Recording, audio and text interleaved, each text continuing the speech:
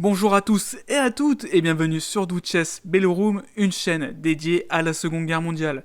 Et aujourd'hui je vous retrouve pour vous raconter l'histoire d'un des plus célèbres cuirassés allemands, le Bismarck.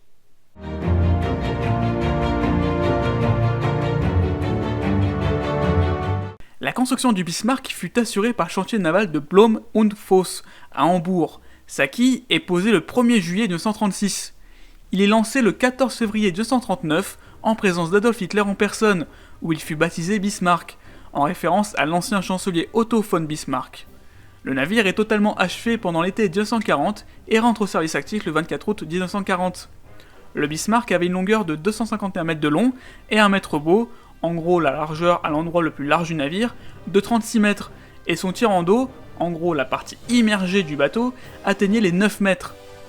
Le Bismarck était avec son sister ship, le Tirpitz, les plus gros navires construits après deux célèbres navires japonais, le Yamato et le Musashi. Le Bismarck possédait 3 hélices entraînées par 3 turbines à vapeur Braun-Boveri et alimentées par 12 chaudières à mazout. Je vous rassure, aujourd'hui un moteur et une hélice suffit largement pour propulser un bateau.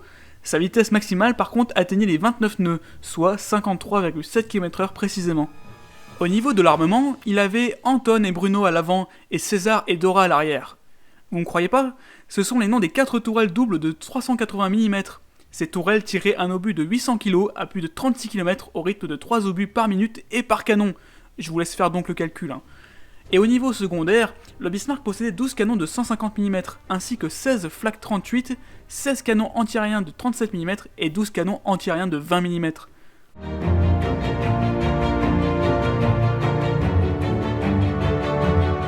Le Bismarck fut confié au capitaine de vaisseau Ernst Lindemann, et comme tout navire qui se respecte, le Bismarck subit les essais en mer à partir du 15 septembre 1940 dans le golfe de Dantzig. Le gros point négatif qui ressurgit des tests est très clairement la difficulté du navire à virer avec seulement ses hélices. Par contre, les essais de vitesse et de tir se démontrent très satisfaisants. À son retour à Hambourg, il subira quelques modifications bien sûr. Mais pendant son temps passé à quai, un certain Anders Forssell, capitaine de vaisseau dans la marine suédoise et attaché militaire suédois en Allemagne, vient visiter le navire. Son rapport qu'il rédigea en Suède le transmettra directement à la Royal Navy pour leur donner un maximum d'informations sur le nouveau-né. Le Bismarck reprit la mer le 6 mars 1941 pour allier la ville de Kiel. Son escorte était composée de Bf-109, de 2 croiseurs auxiliaires ainsi que d'un brise-glace. Pourtant, avec toute cette défense, il arrive quand même à avoir un problème. Il s'échoue dans le canal d'accès à Kiel, ce qui le retardera bien sûr d'une journée. Il était à quai pour être ravitaillé en combustible et en munitions, l'équipage peignant à ce moment-là les motifs Diesel sur sa coque. L'Oberkommando der Marine souhaite poursuivre les attaques contre les convois avec des navires de surface, en gros avec des croiseurs et des cuirassés, pas encore avec les U-boats comme ça s'est vu plus tard dans le conflit. Mais le problème c'est qu'il y a que le Bismarck et le Prinzregent qui sont opérationnels. Tous les autres cuirassés et croiseurs sont endommagés ou en réparation, à cause des bombardements britanniques. Alors que le sister ship du Bismarck, le Tirpitz, n'est pas encore achevé. Erich Raeder, chef de la Kriegsmarine, décide alors de lancer l'opération Ranunbung avec seulement le Bismarck et le Prinzregent, car il ne voulait pas laisser de répit aux Alliés.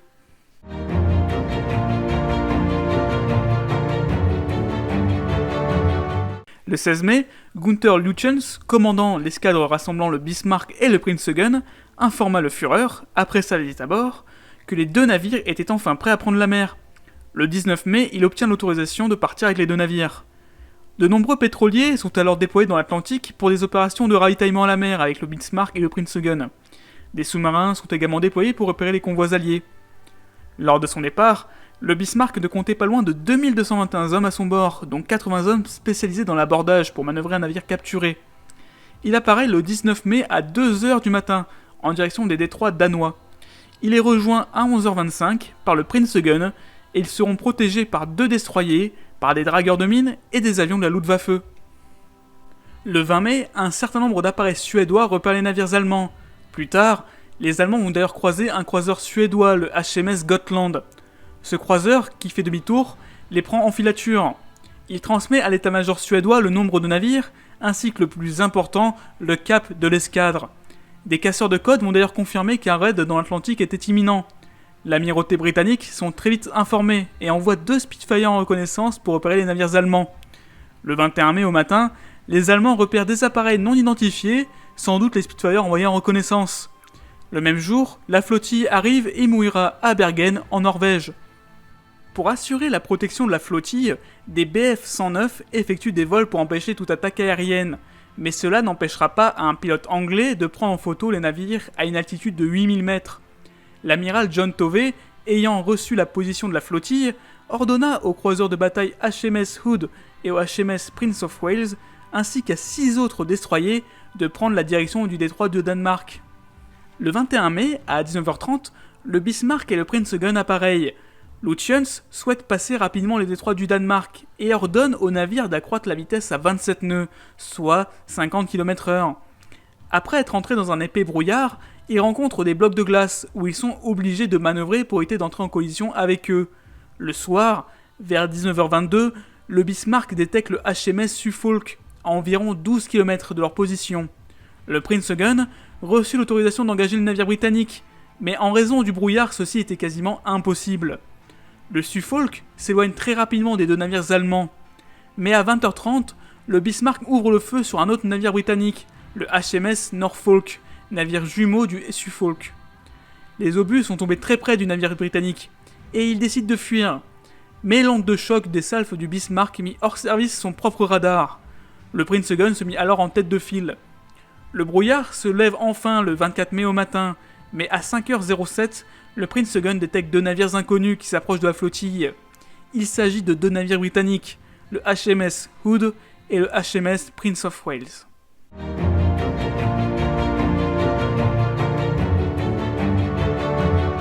À 5h45, les Allemands repèrent les fumées du Hood et du Prince of Wales commandés par le vice-amiral Lancelot Holland. L'amiral Lutyens ordonne le branle-bas de combat quelques minutes plus tard. Les deux flottilles sont éloignées de seulement 26 km quand les Britanniques ouvrent le feu. Ils visent le Prinsengun, pensant être le Bismarck. Le chef artilleur du Bismarck, d'ailleurs, demanda plusieurs fois l'autorisation de tirer, mais l'amiral allemand hésitait sur quel navire ouvrir le feu. C'est alors que Lindemann déclara à l'amiral « Je ne vais pas me laisser canonner mon bateau sous mon cul sans rien faire !» Lutyens ordonne enfin d'ouvrir le feu sur les Anglais. Les Allemands barraient le thé, manœuvre consistant à se présenter perpendiculairement à l'ennemi pour pouvoir concentrer son tir sur le navire de tête et le couler le plus rapidement possible. Et les Allemands commencent enfin à canonner les navires anglais, mais après plusieurs minutes, l'amiral Holland fait virer à bâbord ses navires pour qu'ils puissent engager l'ennemi avec toute leur artillerie. Les Allemands concentrent leurs tirs sur le HMS Hood, qui subit plusieurs incendies, qui sont très rapidement maîtrisés. Au fur et à mesure de la bataille, les deux flottilles se retrouvent parallèles l'une à l'autre. Chaque navire avait sa cible, le Bismarck, le Hood, et le Prinsengun, le Prince of Wales. À 6h, après une dizaine de minutes de combat, le Bismarck tire une salve avec ses 4 tourelles. Sur les 8 obus tirés, un traverse le pont du HMS Hood et explosa dans une soute contenant 112 tonnes de cordite. La cordite, c'est un explosif. L'explosion de la cordite est énorme et brisa le croiseur britannique en deux. Sur 1419 hommes, seulement 3 survivent. Beaucoup sont morts lors de l'explosion. Le Bismarck a envoyé son premier bateau par le fond, et cette fois-ci se retourne vers le Prince of Wales. Il tire une salve sur ce dernier. Un obus traversera d'ailleurs la passerelle britannique, fauchant tout le monde à l'intérieur. Le commandant du bateau fut l'un des seuls survivants. À 6h13, le Prince of Wales crée un écran de fumée pour couvrir sa retraite. Lindemann insista pour le suivre et le couler, mais l'amiral allemand refusa. Il pense avant tout à la mission et ordonna de faire route vers l'Atlantique. En tout, le combat dura une vingtaine de minutes. Le Bismarck est endommagé à l'avant au-dessus de la ligne de flottaison, au niveau de la cloison anti-torpille et aussi au niveau de sa catapulte pour son hydravion. Des réparations étaient nécessaires sur le Bismarck car il embarquait de l'eau. Lutyens refusait de réduire la vitesse, ce qui provoqua d'ailleurs une gîte de 9 degrés sur bâbord et une très légère sur l'avant. Comprenez alors que le Bismarck penchait un peu sur bâbord et un peu sur l'avant.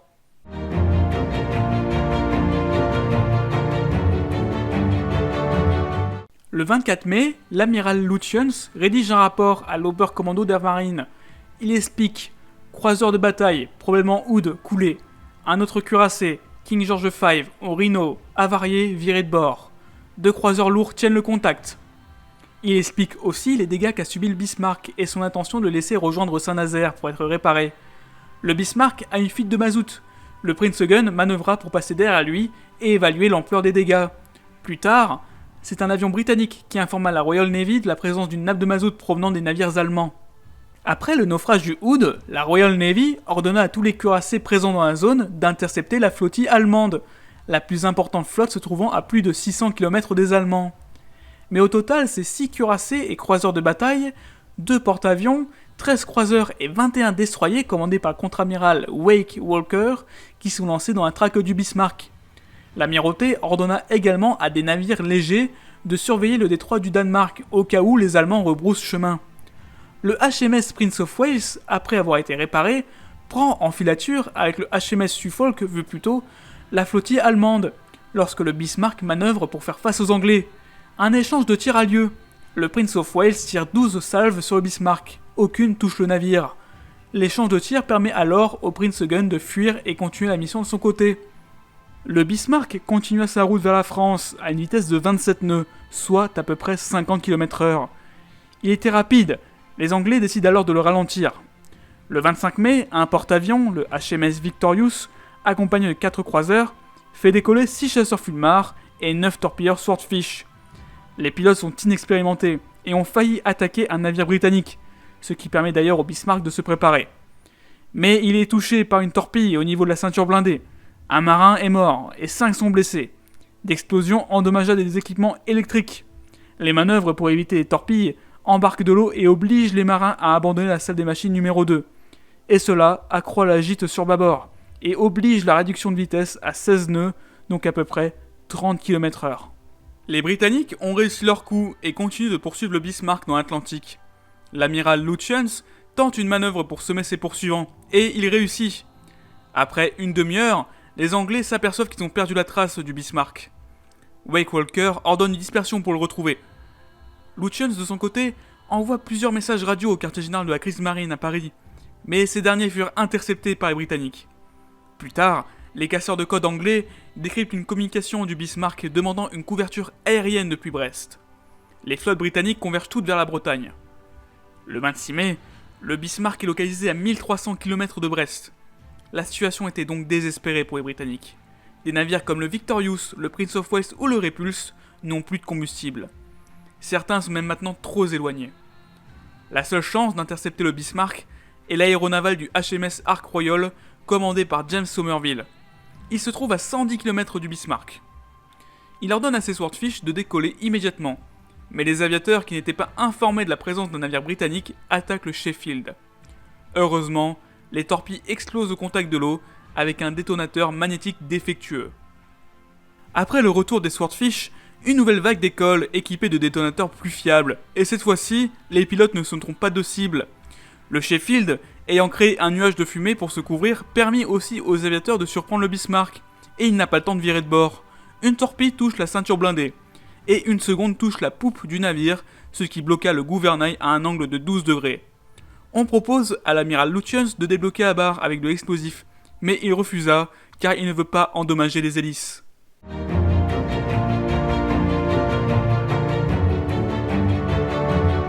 Le fait que le Bismarck ait sa barre bloquée l'éloigne de Brest et le rapproche des Britanniques.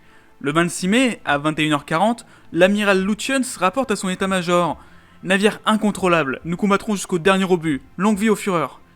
Le moral de l'équipage est au plus bas, surtout avec les messages de l'Oberkommando der Marine pour encourager les marins, qui comprennent que la situation est désespérée. Pendant toute la nuit, le Bismarck était suivi. Les Britanniques harcelaient le Bismarck avec des torpilles et des fusées éclairantes. À l'aube du 27 mai, le King George V et le Rodney attaquent le Bismarck. À 8h43, ils se trouvent à 23 km du navire allemand et ils ouvrent le feu. Le Bismarck répliqua seulement à 8h50. Toutes les armes du Bismarck sont utilisées contre les Britanniques. C'est alors, à 9h02, qu'un obus détruit la superstructure avant du Bismarck, tuant des centaines de marins sur le coup. Selon les survivants, le tir tua le commandant Lindemann, l'amiral Lutyens et le reste du commandement. Le meilleur tir du Bismarck mit hors service le tube lance-torpille du Rodney. Les tourelles du Bismarck reçurent l'ordre de tirer très rapidement indépendamment les unes des autres. En tout, les cuirassés britanniques ont tiré plus de 700 obus, et le Bismarck est alors une épave flottante qui brûle. Le HMS Rodney s'approche à bout portant et continue de tirer sur le Bismarck. Les Britanniques étaient déterminés et ne cesseront pas le combat tant que les Allemands n'abandonnent pas le navire. Le commandant second du Bismarck ordonne justement aux hommes d'abandonner le navire, et il demande aux mécaniciens de préparer le navire au sabordage en posant des charges de démolition et en ouvrant toutes les portes étanches. Le pont du navire était sous l'eau. C'est alors que des torpilles sont tirées par les Britanniques, touchant probablement la superstructure du navire. C'est à 10h35 que le Bismarck chavire et coule. 400 marins sont naufragés. Les Anglais récupèrent 110 hommes avant qu'un sous-marin allemand et un navire météorologique arrivent sur les lieux et sauvent seulement 4 marins. Sur 400 naufragés, seulement 114 sont sauvés, sur 2200 hommes à la base. L'épave est découverte le 8 juin 1989 par Robert Ballard, la personne ayant découvert l'épave du célèbre paquebot Titanic quelques années auparavant. Il a sombré à 650 km de Brest. Il découvre plusieurs trous dans la coque, tous au-dessus de la ligne de flottaison, notamment des impacts montrant que des obus ont rebondi sur le navire. La coque était en bon état d'après ce qu'a dit Ballard, et même ça renforce la théorie du sabordage maintenue par les Allemands. C'est seulement en 2002, et avec le réalisateur James Cameron, que l'on peut avoir des images de l'intérieur du navire. Avec des avis très contraires, les explorateurs et historiens sont tous d'accord sur une chose, c'est que si les Allemands n'avaient pas sabordé le navire, le Bismarck serait resté à flot pendant au moins une journée entière en plus. C'était une forteresse quasi impénétrable. Et voilà, c'est la fin de la vidéo, j'espère qu'elle vous a plu. Donc comme vous pouvez le voir, c'est ma première vidéo longue entre guillemets, et j'attends vos retours dans les commentaires avec impatience. N'hésitez pas à partager la vidéo, à mettre un pouce bleu et un commentaire comme vous le savez, ça m'aide beaucoup. Vous pouvez également me suivre sur les réseaux sociaux qui sont disponibles dans la description. Je vous dis à bientôt pour une prochaine vidéo.